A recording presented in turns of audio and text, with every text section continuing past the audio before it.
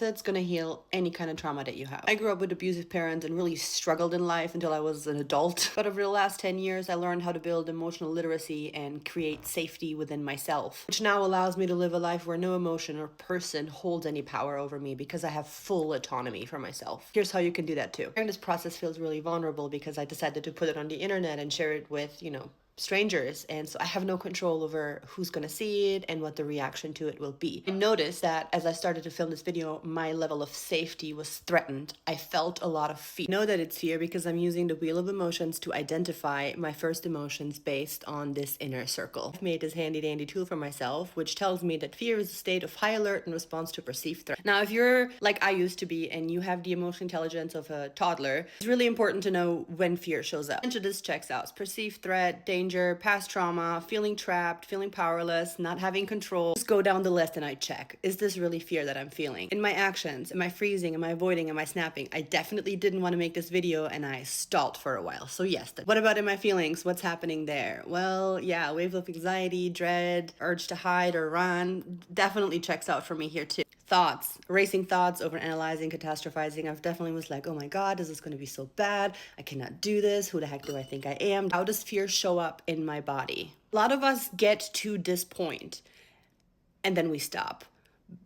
Because in today's society, we do not know how to be in our body. Nobody knows how to feel their feelings anymore. But this is how you feel your feelings. How does this fear feel in my body?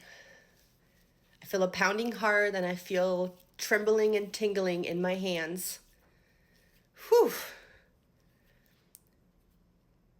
My jaw is locked and my shoulders are tense.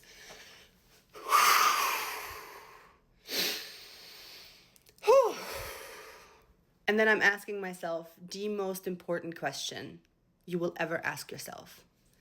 Can I accept that what I'm feeling right now is fear of putting this on the internet? Yes, I can accept that. Can I accept 100% of this fear? It's a little hard. Can I accept 70% of this fear? Yeah, I can accept 70% of this fear. What we just did is create acceptance.